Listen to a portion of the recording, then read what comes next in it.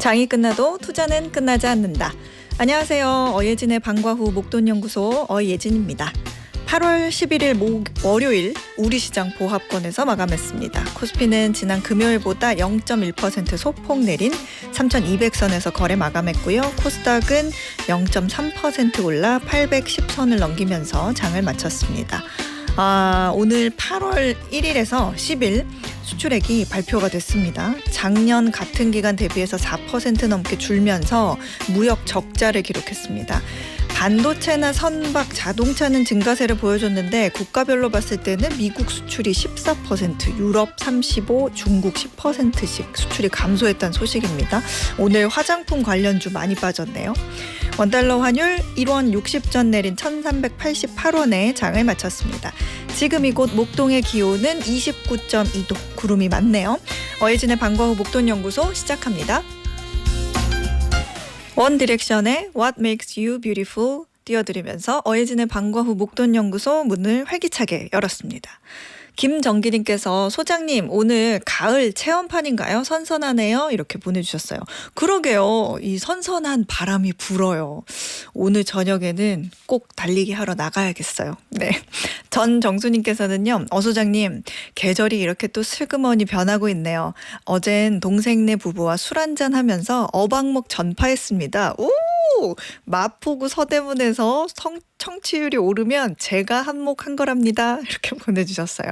그렇게 잘 알고 있겠습니다. 전정수님, 마포구에서 이렇게 좀 우리 범위를 넓혀 가보죠. 예, 회사에서도 여기저기에서도 감사합니다. 자, 월요일부터 금요일까지 오후 4시에 문 여는 SBS 라디오 어예진의 방과 후 목돈연구소고요. 무료로 SBS 라디오 들을 수 있는 어플 고릴라 그리고 유튜브 채널 시교라로 함께 하실 수 있습니다. 여러분의 이야기도 전해주세요. 단문 50원, 장문 100원의 유료 문자 샵 1035 그리고 무료 어플 고릴라로 문자 보내주시면 소개도 해드리고 추첨해서 커피 쿠폰 보내드릴게요. 오늘 월요일이죠. 시장 읽는 눈을 키우는 마켓 인사이트 이어서 경제생활 속 법률 이슈를 풀어보는 법대로 합시다와 함께합니다. 저 어예진이 직접 고른 꼭 알아야 할 뉴스 어뉴스 오늘도 배달 왔습니다.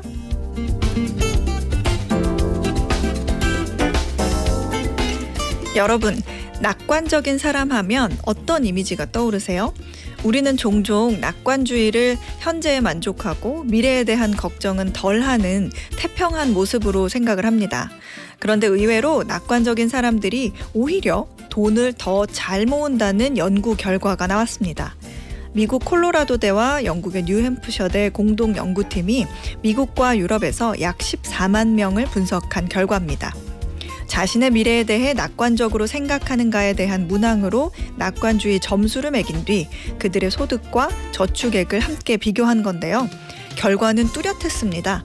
낙관주의 점수가 높아질 때마다 평균 저축액이 우리 돈으로 약 200만 원 가까이 더 많아지더라는 거죠.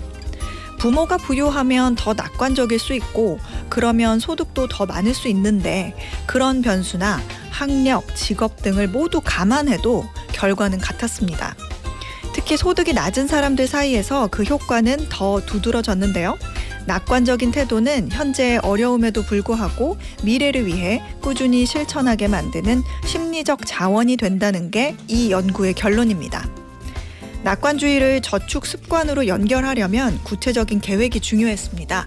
예를 들어 매달 일정 금액을 자동이체하고 몇 년 뒤 어떤 용도로 어떻게 사용할지 세부 계획을 세워두면 동기부여가 되는 시기입니다. 여기서 중요한 건 이번 달은 못해가 아닌 이번 달은 최소 얼마라도 라는 긍정적인 마음이 실천 가능성을 더 높인다고 합니다. 이번 연구는 금융 지식 못지않게 낙관적인 마음가짐이 한 사람의 경제 건전성에 큰 영향을 미친다는 점을 보여줍니다. 낙관적이라는 건 사실 의욕적이라는 말과도 결이 같아서 그런 사람들이 저축뿐 아니라 운동, 공부 등 뭐든 더 잘하기 때문이죠. 나의 미래는 반드시 더 나아질 거라는 낙관적인 생각은 어떻게 보면 자신감이자 용기이기도 합니다. 어제 어떤 일이 있었다 한들 오늘은 새로운 가능성의 날이 떠오를 거라 믿는 낙관주의. 지금 우리가 꼭 갖춰야 할 부자 되는 첫 걸음이 아닐까요? 이상 어뉴스였습니다.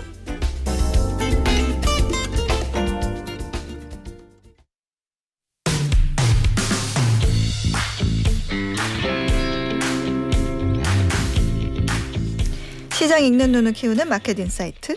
오늘은 키움증권 이성훈 연구원과 함께합니다. 어서 오세요. 네, 안녕하십니까. 안녕하세요.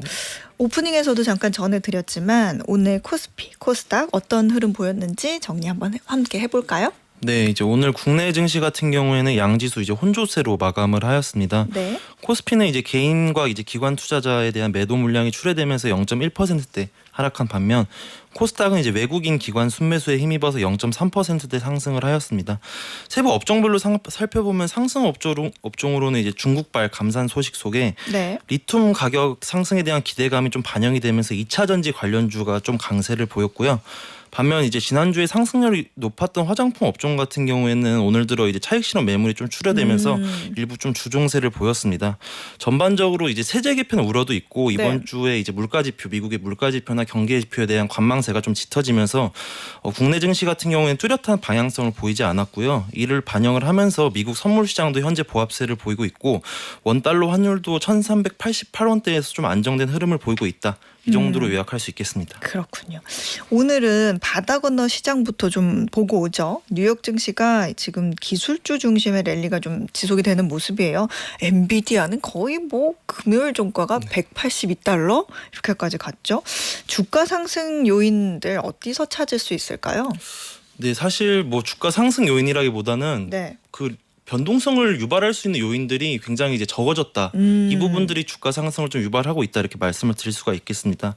사실 이제 8월 초에 미국 내에서 좀 비농업 고용 지표도 둔화를 하였고 뭐 지난주 같은 경우에는 뭐 ISM 서비스업 지표도 좀 부진한 모습을 보이면서 이 관세별 여파가 조금 경기 둔화로 조짐이 나타나지 않냐 이런 우려가 좀 작용이 되기도 하였는데 오히려 이러한 경기 둔화 조짐이 그 연준 인사들로 하여금 오히려 비둘기파적인 발언을 조금 유도를 하였고 시장 내에서는 오히려 연준의 금리 인하 기대감이 좀 확산된 점이 증시에 조금 우호적 요인으로 작용을 하고 있는 상황입니다. 그리고 여기에 이제 지난주 후반에 그 트럼프의 이제 반도체 품목별 관세 불확실성이 좀 대두가 되기도 하였는데 그 이제 트럼프가 이제 결국 미국 내에서 이제 생산을 한다면 그 관세를 면제를 해주겠다라는 조건을 발표를 하면서 관련 불확실성이 좀 완화가 되었고 특히 이제 애플 같은 경우에는 미국 내 이제 대규모 투자를 발표를 하면서 지난주 주간으로 13% 급등하는 이제 기염을 토하기도 하였습니다. 전반적으로 이러한 연준 금리 인하 기대감이 확산이 되고 트럼프 관세에 대한 불확실성이 완화가 되면서 이 AI 모멘텀에 대한 시장의 관심도가 조금 집중이 되면서 이러한 부분들이 증시 상승을 견인하고 있다라고 판단을 하고 있고요. 실제로 이제 M7 실적 발표에서 보시다시피 여전히 이제 AI에 대한 막대한 투자 지출 규모가 좀 유지가 되고 있습니다. 결국 AI 성장 경로가 좀 유효하다라는 점이 현재 이제 기술주 랠리를 부추기고 있고 이러한 부분들이 뉴욕 증시 상승을 견인하고 있다. 이렇게 말씀드릴 수 있겠습니다. 그렇군요. 이 반도체나 의약품 같은 경우에는 이 별도의 품목별 관세가 예정이 돼 있어서 이 부분이 어떤 시장의 변수로 대두가 됐었는데 말씀하신 것처럼 이제 조금씩 뉴스가 나오면서 구체화되고 있는 것 같아요. 근데 우리는 어떤 부분들을 앞으로 체크하면서 좀 지켜보면 좋을까요?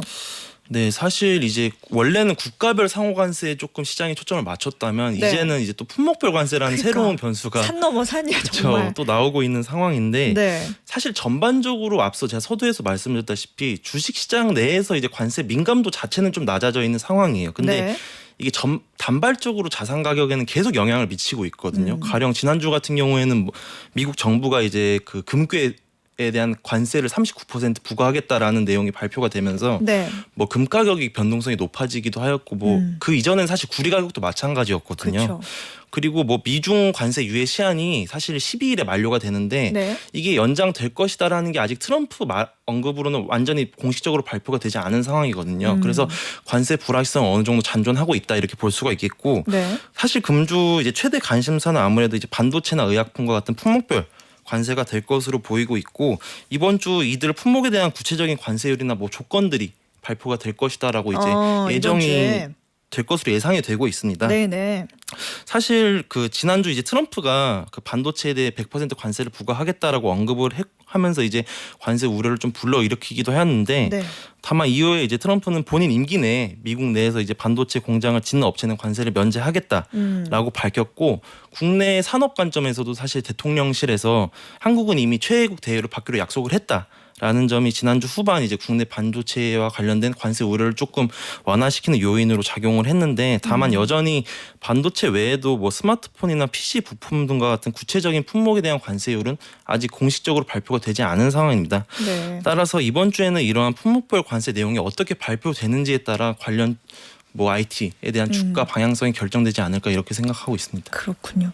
이게 또 9월에 연준의 기준금리 인하에 대한 기대감이 좀 확산이 되고 있는데 주말에 그 연준 부의장 2인자가 또 연내 3회 금리 인하해야 된다 이런 발언을 또 했단 말이죠. 이렇게 되면은 올해 금리 인하 횟수도 좀 증가하는 게 아닐까 시장에서는 어떻게 예상을 하고 있어요? 네, 사실 어느 때보다도 시장 내 금리 인하 기대감이 높아져 있는 상황은 맞는 것 같아요. 네. 먼저 금리 인하 기대감이 최근에 좀 확산된 배경에는 결국 연준에서 가장 주목하는 지표가 고용 지표인데 그렇죠. 8월 초에 고용 지표가 시장 예상치를 굉장히 크게 하회를 했잖아요. 그리고 기 발표된 이제 5월, 6월 고용 지표도 대폭 하향 조정된 점이 미국 내에 조금 고용에 대한 우려를 조금 부각시켰다. 그리고 뭐 경기 지표도 조금 최근에 이제 관세발 여파를 조금 반영을 하면서 이 경기 둔화 시그널이 연준에 대한 금리 인하 기대감을 좀 높이는 요인으로 작용을 하고 있고 네. 그리고 이제 말씀을 해주신 것처럼 계속 사실 트럼프 대통령은 파월 연준 의장으로 하여금 금리 인하를 좀 해라라고 계속 촉구를 하고 있는 상황입니다. 네. 이러한 상황에서 최근 이제 트럼프 대통령은 쿠글러 전 이사 후임으로 이제 내년 1월까지 연준 이사직을 맡을 그 스티븐 미란을 좀 지명을 한 상태인데요. 네. 이 스티브 미란 이사는 이제 트럼프 최측근이고요. 과거에 이제 미란 보고서를 통해서 관세 정책에 따른 물가 영향이 미미하고 이에 따라 이제 연준의 금리 인하를 좀 지속적으로 주장해온 인물 중 하나입니다. 시장 참여자들은 사실 이러한 부분들이 어떻게 보면 연준 내에서 금리 인하를 조금 주장할 수 있는 목소리가 높아지지 않느냐라는 기대감이 좀 반영이 되고 있는 상황이다 이렇게 말씀을 드릴 수가 있겠고 네. 이런 부분들을 좀 반영을 하면서 최근 이제 9월 금리 인하 확률도 거의 88%까지 높아져 있고요. 그러니까요. 연내 뭐 3회 금리 인하도 과거보다 굉장히 높은 수준인 45%까지 좀 높아져 있는 상황입니다. 따라서 이제는 사실 기대감 자체는 높아졌는데 시장에서 확인해야 되는 부분은 결국 이제 물가 지표나 경기 지표가 어떤 식으로 나와야 되는지 이러한 데이터를 확인할 필요가 있는 시점이다 이렇게 말씀드릴 수 있겠습니다. 그러게요. 어쨌든 금리는 앞으로 나오는 경제 지표에 따라서 이제 방향성이 더 확실해질 텐데 금리 인하 결정에 좀 중요한 지표가 될 미국의 7월 CPI가 우리나라 시간으로 내일 저녁에 발표될 예정이네요. 어떤 점을 좀 주목해서 결과를 지켜봐야 할지 또 시장에서는 어떻게 예상을 하고 있는지 이것도 좀 확인해 봐야겠죠. 어떻게 보세요? 네, 사실 이제 이런 경기 지표나 이제 물가 지표에 대한 민감도가 높아질 수 있는 국면이라는 게 결국 미국 내에서 이제 주요 기업들의 실적 발표도 거의 마무리가 된 상황이고요. 네. 결국 시장에서 관심도가 높아질 수 있는 부분이 결국 연준이 금리 인하를 언제 할 수 있느냐에 대해 초점이 높아질 수밖에 없는 상황인데 특히 좀 중요한 게 이번 달 말에 다음 주에 이제 잭슨홀 미팅이 좀 네. 예정이 되어 있는 상황입니다. 매년 8월 말에 열리는 이 잭슨홀 미팅이 그 주요 중앙은행들이 향후 통화 정책 방향을 어떻게 가져가는지에 대해서 논의하는 가장 이제 중요한 고위급 회의인데요. 네. 근본 잭슨홀 미팅에서 남아 있는 이제 9월 그리고 이제 10월, 12월 세 차례 FOMC에서 연준이 금리 인하를 어떻게 진행할지에 대한 힌트가 나올 것이다라고 판단이 되고 있는데 네. 이제 금주 발표될 미국의 물가 지표 그리고 뭐 소매 판매와 같은 실물 경기 지표가 이 잭슨홀 미팅에서 연준이 입수할 수 있는 최신 데이터라는 점에서 그 중요도가 예전보다 더 높아질 것이다 이렇게 생각을 하고 있어요. 근데 현재 시장에서 예상하고 있는 뭐 미국의 CPI라든지 소매 판매 지표는 사실 약간 연준의 통화 정책 경로 측면에서 조금 혼재된 지표로 나올 것 같아요. 먼저 소비자 물가 지수 같은 경우에는 이제 지난달 대비 이제 이번 달에 2.8%로 상승할 것이다라고 예상이 되고 있는데 연준에서는 사실 여름에 이 네. 미국 CPI의 기업들의 이제 관세 정가 그리고 이에 따른 물가 압력이 높아질 것이다라고 이제 계속 예상을 하고 있는 상황입니다. 네. 그래서 실제로 이제 시장 예상치와 좀 부합하거나 이것보다 높아지는 물가 상승치가 좀 나온다면 사실 시장은 어느 정도 조금 금리 인하 기대감이 좀 되돌려지면서 증시 그러게요. 조정으로 나타날 수 있다 이렇게 보고 있고 그리고 이제 사실 미국 GDP 내에서 소비가 차지하는 비중이 압도적으로 높은데 네. 그러한 관점에서 미국 소매 판매도 좀 지켜볼 필요가 있습니다. 소매 판매. 그렇죠. 이번 주에 발표된 소매 판매 같은 경우에는 전월 대비 좀 둔화될 것이다라고 예상이 되고 있어요. 아하. 그래서 이러한 완만한 소비 둔화 시그널은 연준의 금리 인하 기대감을 오히려 높일 수 있는 요인으로 작용을 할 수 있거든요. 그래서 물가나 소매 판매 지표 같은 관점에서 조금 약간 혼재될 수가 있는데 그러네요. 결론적으로는 이 지표를 확인하는 과정에서 이번 주에는 이제 연준의 향후 금리 인하 경로를 좀 가늠할 수 있는 하나의 잣대가 되지 않을까 이렇게 생각하고 있습니다. 일단 둘 다 봐야겠네요. 하나만 맞습니다. 보고 판단하지 말고. 이런 배경 속에 그러면 이제 우리 시장이 어떻게 갈까? 뭐 우리 시장 내에는 여러 가지 국내에서도 뭐 세법 개정안도 있고 여러 가지 영향이 있는 속에서 좀 눈치 보는 장세가 좀 펼쳐지고 있는 것 같거든요. 코스피, 코스닥 앞으로 어떤 흐름 좀 보일 걸로 예상하고 계세요? 네, 사실 당분간은 국내 증시는 어느 정도 박스권 장세가 조금 예상이 되고 있습니다. 네. 말씀해 주신 대로 사실 뭐 경기 지표라든지 세제 개편안 우려가 여전히 잔존을 하고 있고요. 기본적으로 코스피 같은 경우에 이제 대형 기업들이 많이 포진이 되고 있는데 네. 2분기 실적 시즌은 이제 이번 주 마무리가 되고 있고 대형주들의 실적이 이제 대부분 발표가 되면서 코스피도 사실 이제 실적에 대한 증시 민감도가 좀 소강 상태 국면으로 진입을 한 상태거든요. 네. 그리고 그 가운데 이제 6월부터 국내 증시 상승을 지탱했던 정책 기대감도 굉장히 좀 한풀 꺾인 상황이고 오늘도 이제 뉴스에서 계속 보도가 되는 게 정책 당국 내에서도 사실 이 세제 개편안에 대한 중심이 되는 네. 대주주 양도세 기준에 대한 부분들이 여당 내에서도 사실 계속 맞아요. 갑론을박을 하고 있는 상황이거든요. 네. 그래서 뭐 뚜렷한 정책 방향성이 제시되고 있지 않다라는 점에서 추가적인 레벨업은 좀 제한될 것이다 이렇게 보고 있고 오늘 안 그래도 뭐 50억 그대로 뭐 유지를 하는 게 어떻습니까 하고 제안을 했다. 네. 대통령에게 그런 기사를 보기는 했거든요. 계속 왔다 갔다 하더라고요. 그러니까. 뉴스가. 근데 사실 저 같은 경우에는 네. 대통령님의 이제 증시 부양 의지를 감안한다면 사실 지난해 금투세도 11월쯤에 폐지 수순으로 가닥을 잡았거든요. 네. 그래서 대주주 양도세 기준도 결국에는 뭐 연말에 가서는 어느 정도 조금 증시에 친화적으로 나타나지 않을까 이렇게 생각을 하고 있는데 사실 단기적으로는 국내 정책 관점에서는 어느 정도 소강 상태에 진입을 했다 이렇게 생각을 하고 있기 때문에 네. 저는 오히려 코스피보다는 약간 좀 소외주들이 많이 포진되어 있던 코스닥들이 조금 키 맞추기성으로 조금 올라오지 않을까 개인적으로 이렇게 생각을 하고 있고 사실 최근에 이제 코스피 대비 코스닥이 조금 더 상대적으로 강세를 보이고 있거든요. 네. 그래서 단기적으로는 좀 상반기 상승세가 좀 컸던 주도주보다는 조금 그 저평가 매력도가 높아질 수 있는 소외주가 조금 반등할 수 있는 계기를 마련하지 않을까 이렇게 생각을 하고 있습니다. 소외주 얘기 나와서 그러는데 삼성전자나 뭐 2차전지 비롯해서 그동안 좀 소외주로 분류됐던 뭐 업종이나 종목들 상대적으로 요즘에 좀 힘을 얻는 모습이었는데 물론 삼성전자는 오늘 조금 내리긴 했어요. 한 1% 떨어지면서 7만 1,000원 그래도 7만 원 위로는 올라와 있는데 이런 소외주 랠리가 앞으로도 좀 계속 될 수 있을까 이런 궁금증이 생기네요. 네, 사실 제가 앞서 말씀드린 대로 현재 증시 색깔이 약간 가격 부담이 높아진 업종은 호재보다는 악재에 조금 민감도가 높아진 상황이고 아하. 오히려 가격 부담이 낮아진 업종은 악재보다 호재의 반응이 더 높아진 상황이에요.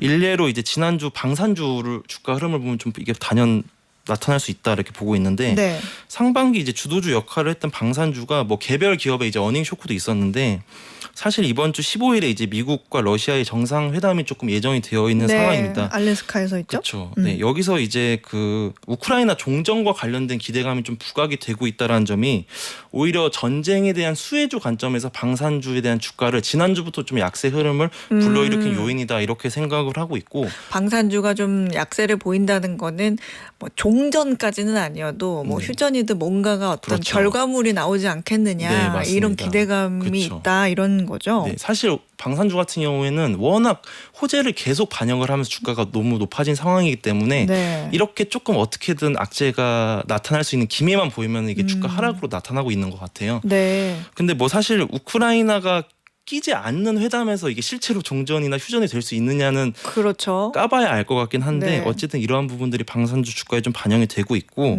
뭐 사실 대표적으로 소외주였던 삼성전자 주가는 좀 양호한 흐름을 계속 보이고 있는 상황입니다. 네.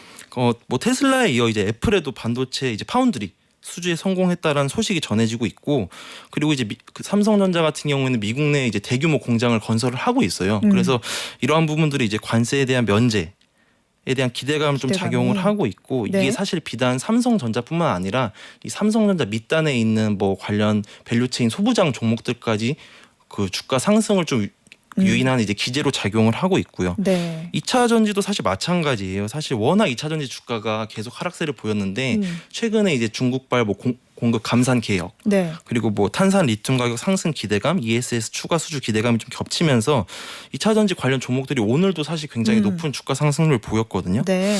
저는 이제 이러한 부분들을 감안을 해본다면 국내 증시 내에서 계속 이러한 순환매 장세는 이어질 것 같아요. 근데 그 과정에서 주도주에 대한 차익 실현 매물은 조금 나올 수 있고 조금 모멘텀이 조금 나타날 수 있는 그런 이제 소외주 내에서 주가가 좀 큰 폭으로 올라갈 수 있는 그런 룸이 현재는 조금 더 마련될 수 있다 이렇게 생각을 하고 있기 때문에 단기적으로는 뭐 제가 앞서 말씀을 드렸던 뭐 이제 메모리 레거시 반도체라든지 네. 2차 전지 그리고 사실 바이오 같은 경우에도 그 조금 주가가 실적 대비해서 많이 못 올라온 감도 있거든요. 네. 그래서 이러한 소외주에는 단기적으로 조금 주목해 볼 필요가 있다. 이렇게 생각을 하고 있습니다. 그렇군요. 상대적으로 좀 저평가된 종목들 한번 지켜보도록 하죠. 지금까지 키움증권 이성훈 연구원이었습니다. 고맙습니다. 감사합니다. 네, 저희는 잭스키스의 컴백 듣고 1교시 마무리하겠습니다. 매주 월요일부터 금요일 오후 4시부터 5시까지 경제에 관한 모든 것을 충전하는 시간 SBS 라디오 어예진의 방과후 목돈 연구소와 함께하고 계십니다. 문자 소개해드릴게요. 권영재님께서 이직을 위해 택배 알바 마치고 유리병 만드는 공장에서 알바 중인데요. 용광로 온도가 1200도입니다. 너무 더워요. 하지만 희망 가지고 열심히 하다 보면 저한테도 해 뜰 날이 오겠지요. 꼭 이직 성공하고 예전처럼 한바탕 웃을 수 있는 날 기원하며 오늘도 화이팅! 이렇게 보내주셨습니다. 그럼요. 제가 오늘 어뉴스에서 말씀드렸잖아요. 금융지식보다 지금 있는 환경보다 낙관주의가 가장 중요하다고요. 권영재님 이직 원하시는 곳으로 꼭 성공하실 겁니다. 오늘은 내일보다 더 나을 거예요. 응원합니다. 4942님께서 요즘 날씨가 너무 더워서 시원한 냉면만 생각날 줄 알았는데 웬걸 뜨끈한 수제비와 손칼국수에 빠져버렸습니다. 땀이 폭포처럼 흐르는데 속이 따뜻해지는 이 느낌 너무 좋아요. 맛도 좋고요. 이열치열 외치는 제 모습 옆자리 사람들은 제가 국을 먹는 건지 사우나 하는 건지 헷갈렸을 거예요. 이렇게 말씀해 주셨거든요.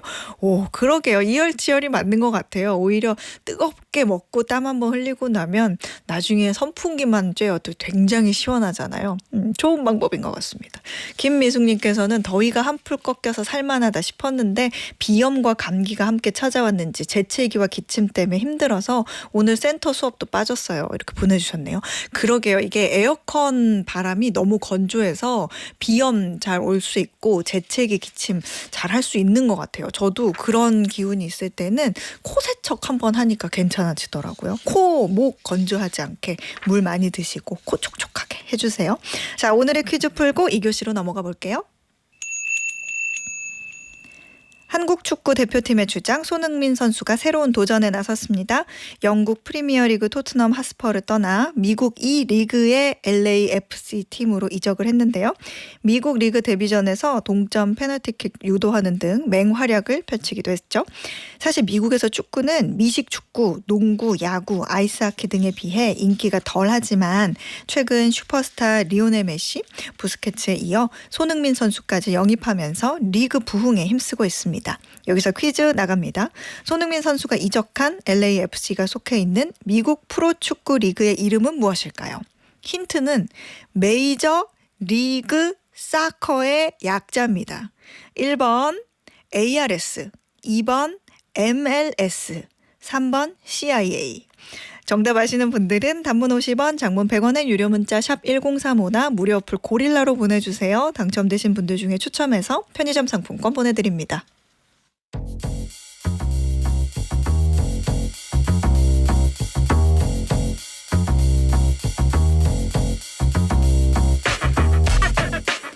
경제생활 속 법률 이슈를 풀어보는 법대로 합시다. 오늘도 법무법인 로인의 조세영 변호사가 법으로 해결해드립니다. 어서 오세요. 안녕하세요. 조세영 변호사입니다. 네, 변호사님. 오늘은 어떤 주제, 어떤 케이스들 만나볼까요? 네, 오늘은 부동산 거래하다 보면 빈번히 발생하는 이 중개와 관련된 중개 보수와 또 중개사의 책임 문제에 대해서 말씀을 드리려고 합니다.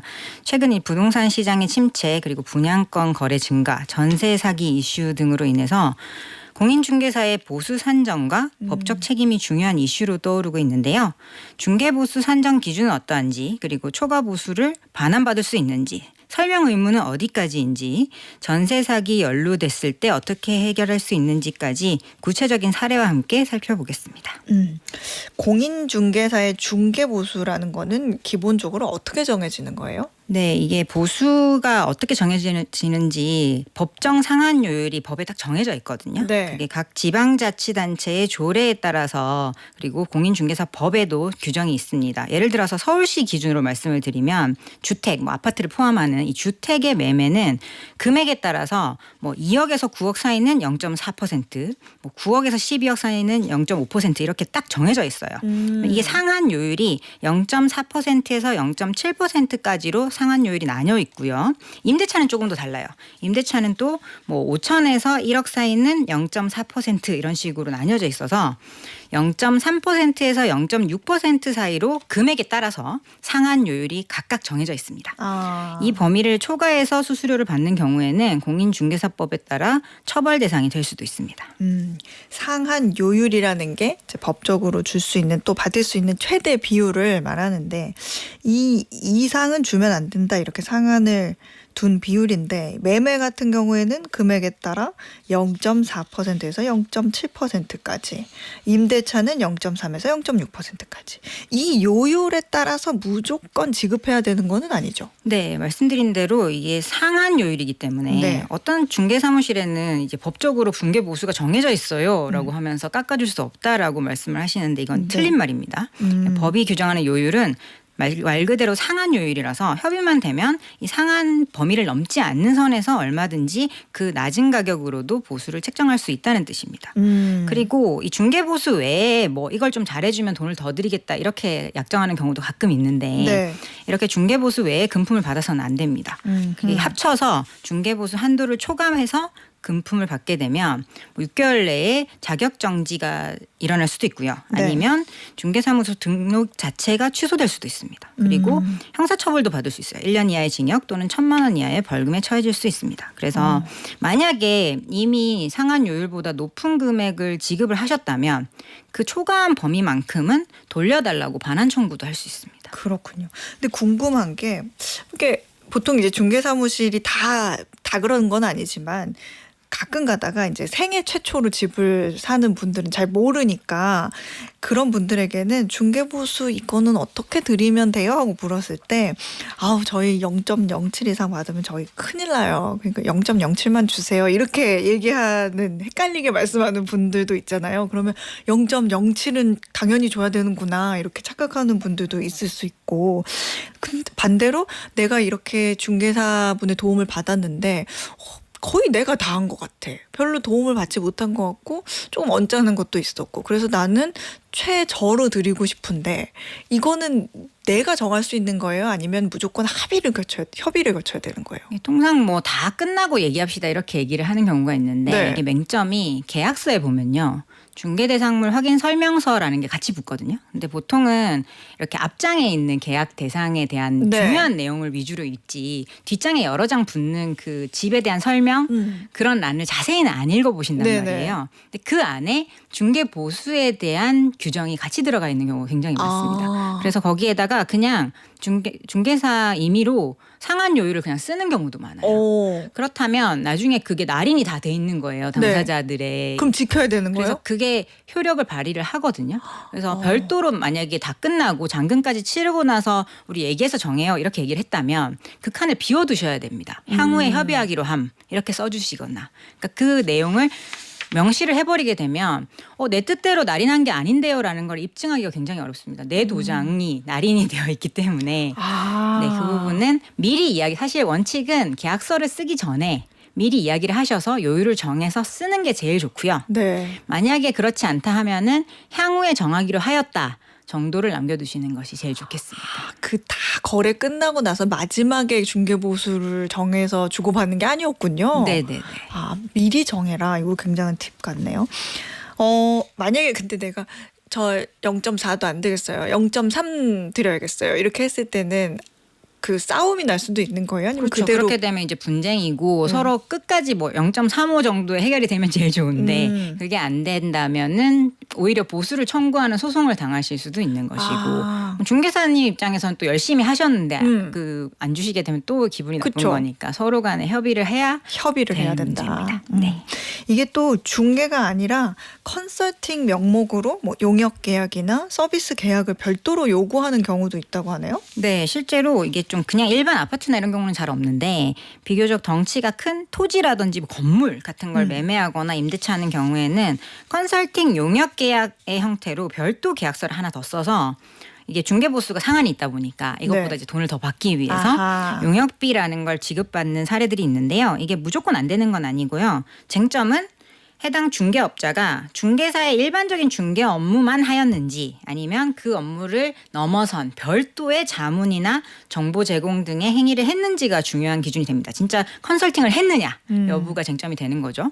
그래서 법원은 뭐 중개 계약에 따른 부동산 중개 업무를 넘어서는 용역을 제공한 것이 없다면 그 용역 계약은 공인중개사법에 따라서 무효다라고 판단을 했지만 또 이런 경우도 있어요. 뭐 아예 중개업자가 나서서 아파트 사업 부지 매매 중개를 함과 동시에 관련 회사 설립과 뭐 사업 전개 과정에 대한 컨설팅 그리고 사업 관련 설문조사도 실시하고 뭐 토지 신탁 계약 뭐 체결하는 데 위한 뭐 관련자의 자리를 주선한다든지 이런 해당 용역 계약상의 컨설팅 업무를 실제로 수행을 했다고 보이는 케이스에서는 네. 약정한 용역비를 별도로 지급해야 된다라고 본 판례도 있습니다. 그렇군요. 중개보수는 꼭 누가 부담해야 된다 이렇게 정해진 게 있나요? 이거 언제 많이 물어보시냐면 네. 임차인이 도중에 나갈 때 많이 물어보세요. 그래서 원칙은요. 공인중개사법에 따라서 중개하는 의뢰인이 부담하는 게 원칙입니다. 그래서 전 임차인이 이제 나갈게요라고 해서 다음 세입자를 구하는 행위는 사실은 임대인이 중개를 의뢰하는 중개 의뢰인이잖아요. 네. 그렇기 때문에 임대인이 부담하는 게 원칙인데 다만 계약 기간이 2년이 있는데 임차인이 도중에 갑자기 이사할 일이 생겨서 나갈게요라고 얘기를 하면 사실은 임대인이 동의하지 않으면 나갈 수가 없는 거예요. 네. 중도에 해지해줄 의무는 없거든요. 그래서 보통은 임대인의 협조하에 이제 임차인이 중개보수는 제가 부담을 하겠습니다. 라고 협의하는 선에서 이제 중도 파기를 하는 경우가 많기 때문에 그런 경우 이때는 이제 임차인이 부담을 하시는 거고 근데 이제 원계약 2년이 아니라 만약에 계약갱신 청구를 해서 2년을 더 살고 있는 상황에서 중도에 나가신다든지 아니면 서로 이야기가 없어서 묵시적 갱신이 된 상태에서 중도에 나간다라고 말하는 경우는 또 달라요. 그래요? 그때는 임차인이 계약 해지권을 가지고 있거든요. 법적으로. 그래서 나갈게요라고 얘기하고 3개월이 지나면 무조건 보증금을 돌려받을 수 있습니다. 그래서 이때는 그 3개월 기간 안에 뭐 아예 완전히 내일 나갈게요 해서 임차인이 부담하는 경우를 제외하고는 3개월 기간 뒤에 해지 효력이 발생하는 경우에는 임대인이 부담을 해야 된다는 것이 판례와 실무의 입장입니다. 그렇군요. 이게 부동산 계약 자체에 문제가 생기는 경우가 또 있잖아요, 가끔. 근데 이 계약을 중개한 중개사의 책임에 대해서도 다툼이 좀 많이 발생하죠. 네, 이런 분쟁이 많은데요. 공인중개사가 기본적으로 가지는 의무들이 있습니다. 민법과 공인중개사법에 따라서 중개 대상물의 확인 설명 의무도 있고요. 선량한 관리자의 주의 의무, 비밀 유지 의무 이런 것들을 부담을 하는데 네. 이런 의무들을 제대로 지키지 않아서 문제가 발생하면 공인중개사를 상대로 손해배상 책임을 물을 수 있습니다. 실제 사례가 있었는데요. 이 아파트 매수를 하려고 했던 매수인이 이제 의뢰를 하면서 자기는 이게 방향이 너무 중요한 거예요. 네. 그래서 남향 아파트를 무조건 구해달라라고 의뢰를 했는데 중개사가 아파트를 소개했는데 나중에 알고 보니 해당 아파트는 북동향이었던 어머나. 겁니다. 그래서 중개 대상을 확인 설명서에는 또 남서향이라고 기재가 되어 있었고 중개사가 이 설명서에다가 날인을 했고 매수인에게 남양이다. 약간 서양으로 치우친 남양이다라고 설명을 했다고 합니다. 그런데 이 아파트가 좀 그 방향에 따라서 가격 차이가 좀 많이 나는 그런 특성을 가진 그런 단지였던 거예요. 그래서 분쟁이 발생을 했죠. 아, 근데 남양하고 북동양은 완전히 다른 물건 아니에요? 이렇게 될까 결국 어떻게 됐어요? 네, 결국은 소송으로 갔는데요. 네. 법원은 중개사가 아파트의 방향을 제대로 확인해서 매수인에게 정확하게 설명할 의무가 있는데 이를 잘못 설명했거나 설명서에도 잘못 기재한 과실이 있다라고 하면서 중개사가 이제 매수인이 입게 된 매매대금 차액 상당의 재산상 손실을 일부 배상할 책임이 있다라고 결론을 내렸습니다. 그러니까 금액을 따져보면 그 북동양의 아파트 시가가 원래 9억 5천만 원짜리였는데 이게 10억 원에 매수를 했나 봐요. 그러면 매매대금의 차액인 5천만 원만큼은 손해다라고 인정을 했고요. 근데 이게 전체 5천만 원을 모두 물어줘라 한 게 아니고 그의 60%인 3천만 원만 물어주라고 판결이 났어요. 그 이유는 뭐였냐면 네. 그 매수인 분이 그 아파트 단지의 다른 동네에 이미 거주를 하고 계셨던 분인 거예요. 그래서 뭐 당연히 그 단지에 대한 이해도가 높았을 것이다라고 네. 예상이 되고 또 해당 아파트를 사기 전에 방문을 해서 미리 살펴보고 구조도 확인했기 때문에 매수인도 조금만 주의를 기울였다면 그 아파트가 남양이 아니다라는 상황을 충분히 인지할 수 있는 상황이었다. 그러니까 매수인의 잘못도 40%다라고 해서 일부 서로 과실상계해서 그렇게 부담을 시켰습니다. 그렇군요. 또 이 최근 몇 년간 또 전세 사기 피해가 너무 커지고 있어서 걱정이 많은데 이런 경우에는 중개사의 책임을 또 물을 수가 있나요? 네, 실제로 그런 일이 많이 벌어지고 있는데요. 네. 뭐 물론 중개사가 주의 의무를 다해서 업무상 과실이 없다면 책임을 물을 수가 없는데 사례 중에는 중개사의 과실이 인정된 사례들이 있습니다. 예를 들어서 다가구 주택이 있어요. 네. 다가구 주택은 다세대 주택과 달라서 건물 전체가 호실은 나눠져 있지만 실제로는 호실이 나눠져 있지만 등기부는 하나로 되어 있습니다. 그래서 우리는 등기부만 보고 계약을 하잖아요. 네. 그러면 등기부 안에 은행에서 걸어놓은 뭐 근저당 채권 같은 건 표시가 되어 있지만 나보다 먼저 들어온 다른 호실의 앞선 순위 보증금에 대해서는 등기부에 표시가 안 되거든요.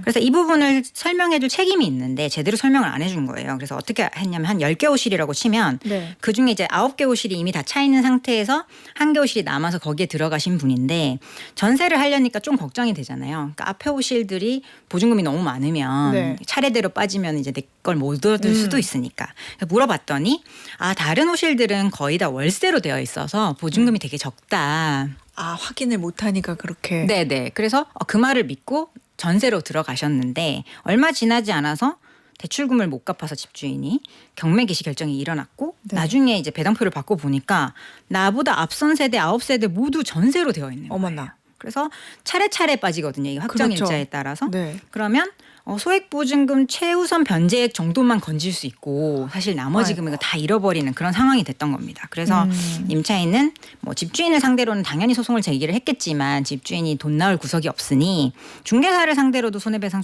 소송을 했고요. 대법원까지 갔는데 임차인 손을 들어줬습니다. 이게 다가구 주택에서 나보다 먼저 대항력을 취득한 임차인의 보증금이 얼마나 되는지 그리고 그 임차인의 수가 몇 명이고 얼마인지 정도는 이게 중개사의 중요한 계약상 의무다라고 봐서 그걸 위반한 중개사에게 책임이 있다고 보고 손해배상을 인정을 했습니다. 이런 경우도 있잖아요. 중개사가 설명한 주택 시세보다 실제 감정가가 좀 낮게 평가되는 경우도 있는데 이럴 때는 이게 중개사의 어떤 설명 의무라고 해야 되나? 그런 거에도 포함이 다 되는 거예요. 이게 좀 애매한데요. 뭐 완전히 속였다. 말도 안 되게 뭐 2억짜리 건물을 10억이라고 속였다 이러면 사기에 해당될 수도 있겠지만 그게 네. 아니라 현 시세가 실제로 40억이었는데 나중에 이게 넘어가다 보면 빌라나 다가구나 다세대 같은 경우에는 사실 금액 차이가 많이 나거든요.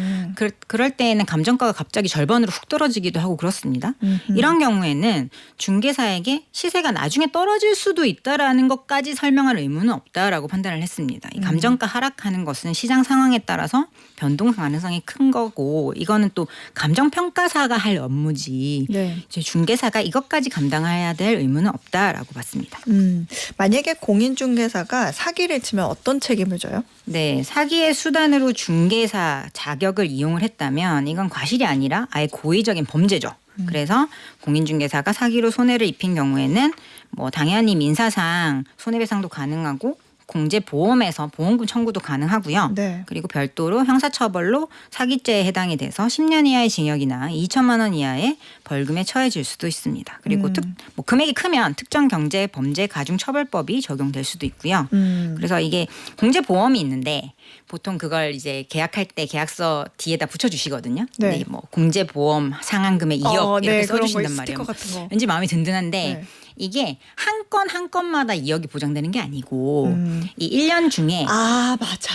네, 이 중개사가 벌이는 뭐 과실이나 고의에 의한 사고를 전부 다 책임지는 개념이어서 네. 사실은 한 건 정도면 2억이면은 손해배상이 되는 경우도 많겠지만 이 사람이 만약에 고의적으로 계속해서 잘못을 저지르는 사람이라면 2억으로는 감당이 안 돼요. 그래서 뭐 그러네요. 안분배당하면 뭐 몇백만 원 받고 뭐 이런 경우도 있습니다. 그렇군요.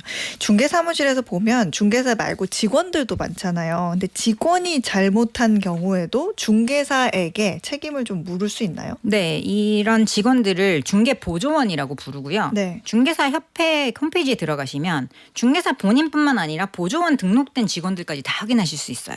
그래서 중개보조원이 잘못한 것도 중개사가 당연히 사용자 책임을 지게 되고요. 그리고 중요한 거는 이 보조원은 계약을 체결하거나 이런 중요한 내용은 못해요.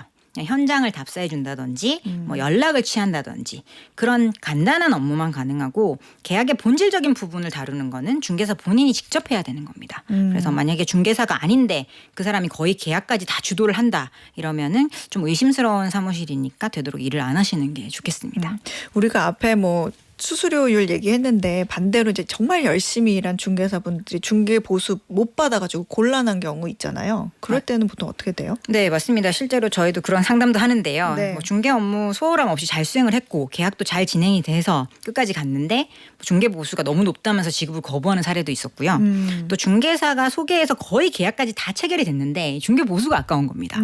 그래서 갑자기 연락이 두절됐다가 나중에 알고 보니 당사자들끼리 연락을 해가지고 어머나. 계약을 따로 한 그런 경우도 있는데요. 이럴 때에는 중개사가 그 의뢰인을 상대로 소송을 제기할 수 있고 계약이 체결이 됐다면 중개 수수료 전액을 다 받으실 수 있고 만약에 계약이 체결되기 전이라면 뭐 업무를 얼마나 관여했느냐에 따라서 보수의 일부를 받으실 수가 있습니다.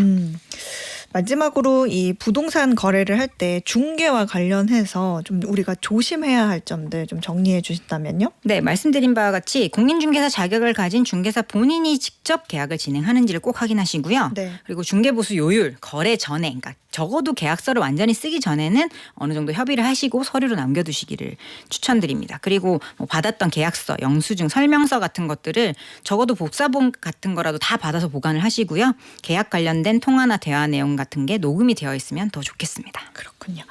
네, 지금까지 법무법인 로인의 조세영 변호사였습니다. 고맙습니다. 감사합니다. 네, 오늘의 퀴즈에서는 메이저리그 사커의 약자로 손흥민 선수가 이적한 LAFC가 속해 있는 미국 프로축구리그의 이름이 뭔지 여쭤봤습니다. 정답은 2번 MLS였습니다. 정답 보내주신 분들 가운데 오늘 편의점 상품권 받으실 두 분은요. 6555님, 휴가 기간에 우연히 듣고 좋아서 출근해서도 듣고 있어요. 어우, 너무 감사합니다. 4210님, 남편과 짧은 여름 휴가 다녀오는데 차가 너무 막혀서 졸며 라디오 듣고 있었거든요. 손흥민 관련 문제 좋아하는 분 나와서 귀가 번쩍했어요. 그런데 정답 예시 듣다 둘 다 빵 터졌네요. 졸음 쫓아주셔서 감사합니다. 이렇게 보내주셨네요. 6555님, 4210님께 편의점 상품권 보내드릴게요. 아까 전에 문자 소개하다가 오늘은 내일보다 더 나을 거라고 말실수를 했네. 미쳤나 봐요 정말. 오늘은 어제보다 더 나을 겁니다. 자, 어예진의 방과 후 목돈연구소 오늘은요. 이정의 내일 해 띄워드리면서 물러가겠습니다. 내일도 세상 돌아가는 소식 투자의 기본기 알고 싶다면 오후 4시 어예진의 방과 후 목돈연구소로 놀러오세요.